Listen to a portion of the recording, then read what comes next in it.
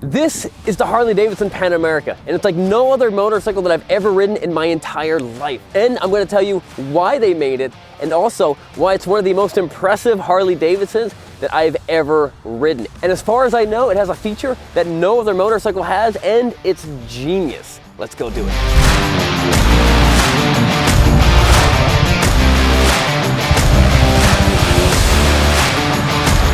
This is not just any 2022 Harley Davidson Pan America. This is my 22 Harley Davidson Pan America. And like most of the motorcycles on this channel, I do own them, which means I can say whatever I want about them. This is not the first off-road adventure bike that Harley has made. Although Harley is known for their cruisers and touring bikes, they've also dabbled in on and off-road bikes before, but mostly for the military.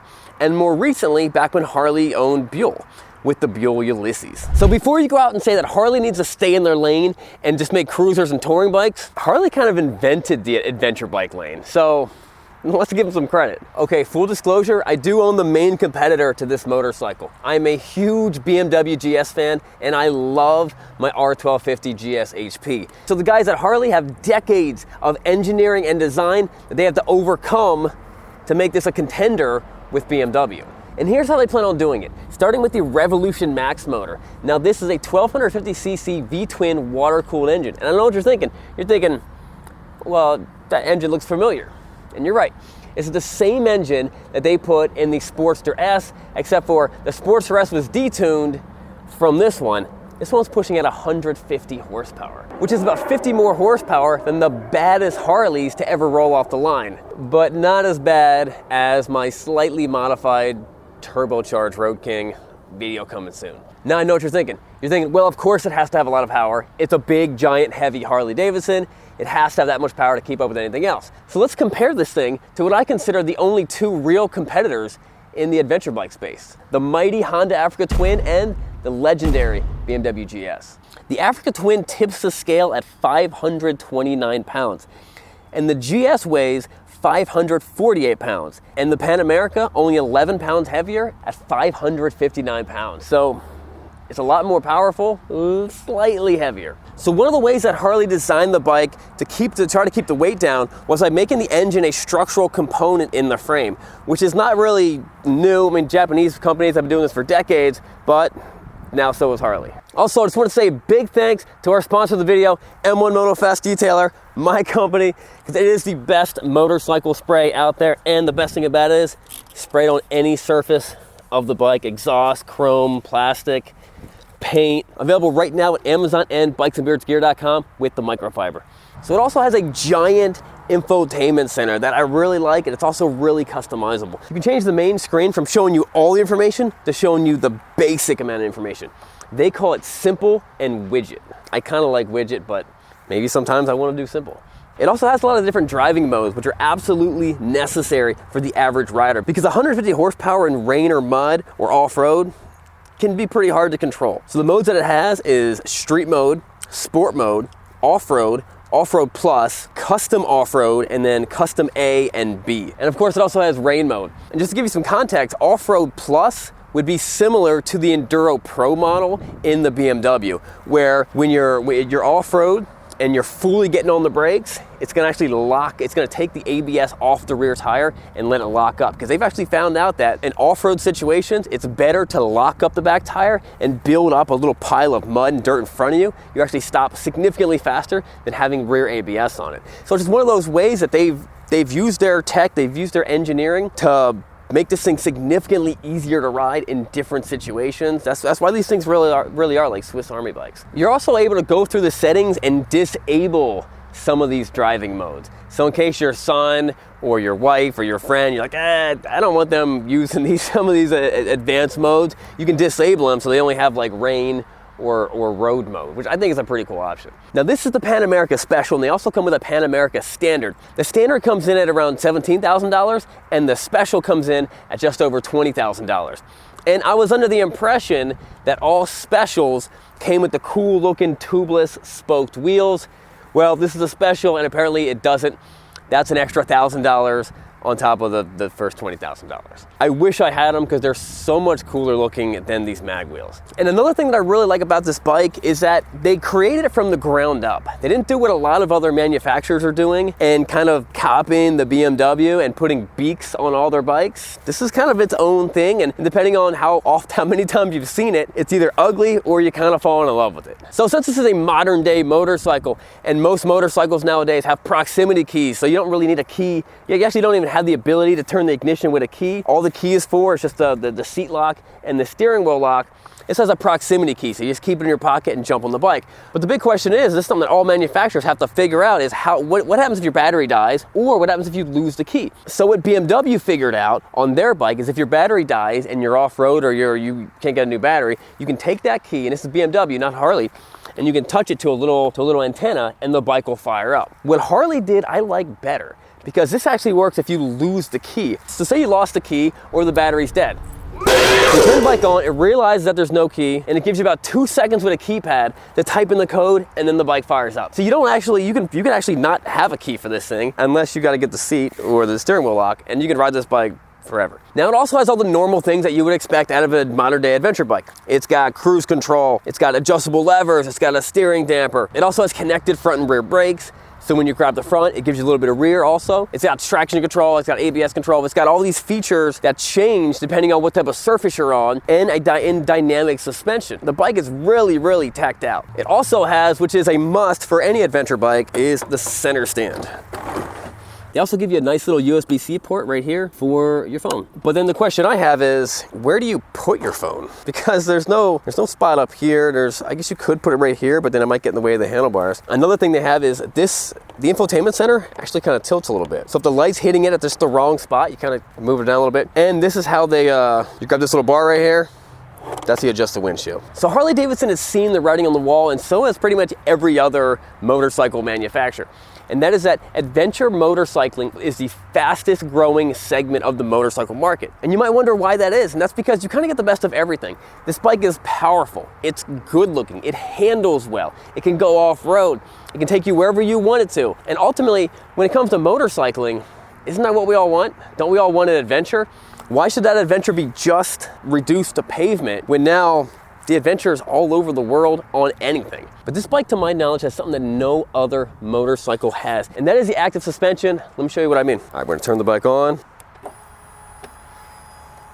You see it? So what the suspension does is when the bike is running, but it's stopped, it lowers down. So people who are shorter are able to touch their feet on the ground. Now, I don't have that problem, but it does add a range of a lot more different heights of people who can ride this bike without modifying it. Because anytime you modify the suspension and the height of a motorcycle, you change the way it rides. And in most cases, you ruin it. So the only thing left to do is let's take this bike for a ride, and I'll show you what this thing's really like.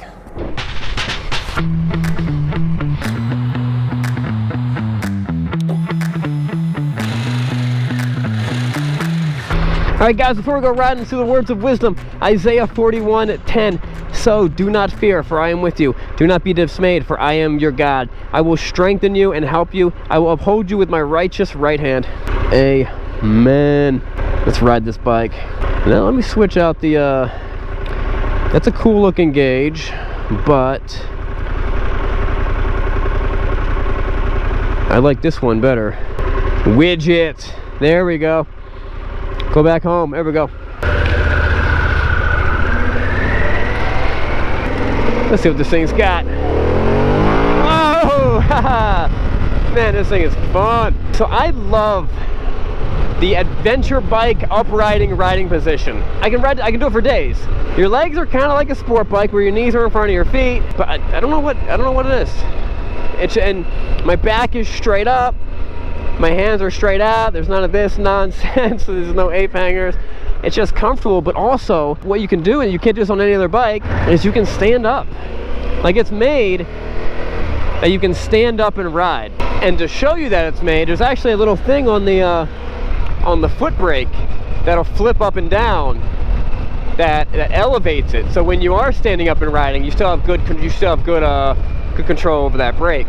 So I was talking to some people over at the Harley Davidson place, And I was like, can you think of any motorcycle, any Harley Davidson that they've ever made that ever came out from a factory with a steering damper on it, like this one does?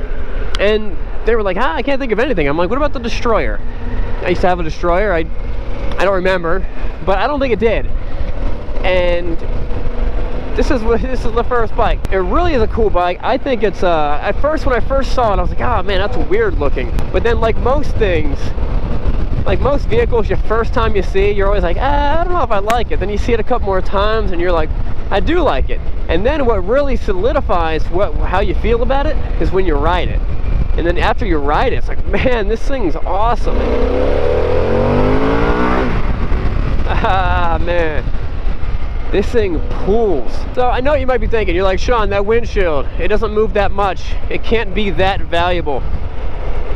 I can assure you, when you put it down here, all the wind's coming to your face. If you want that on a hot summer day, you want that wind coming to your face, it's amazing. It's worth every penny. I don't think you pay extra for it though. But then if you don't want it, let's say it's too cold or it's raining or something like that, put that thing back up, nothing, no wind is now hitting your face. And so even though it's not blocking your vision, you're not looking through it, it's still deflecting the wind. The other thing about this bike is how it handles. I mean, it just feels so good in the corners.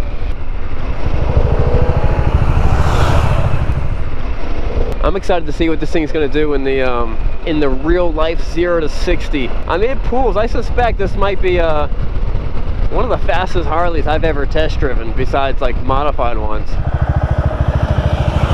What this does is this bike has to make you think differently about what Harley Davidson is doing. And it really has. It really has changed my viewpoint of Harley Davidson. They're not taking away from the old stuff. They're adapting, and they're allowing people who want to ride American motorcycles, and they're giving them a really good option of adventure bike. Now the one thing that I'm a little disappointed in Harley Davidson about, although when I talked to them, they said they were working on it. I'm not sure if that's true or not, but I want to get invited to it. They needed an adventure bike school. If they're gonna have these things, the best way to showcase these bikes and show people what they can do is to have a school. To let people go, let people drop these bikes a million times. Every time someone buys one of these bikes, they should get, you know, an invite or a discount to go to the school and really see what these things can do, because they are very capable and very impressive. All right, let's try this.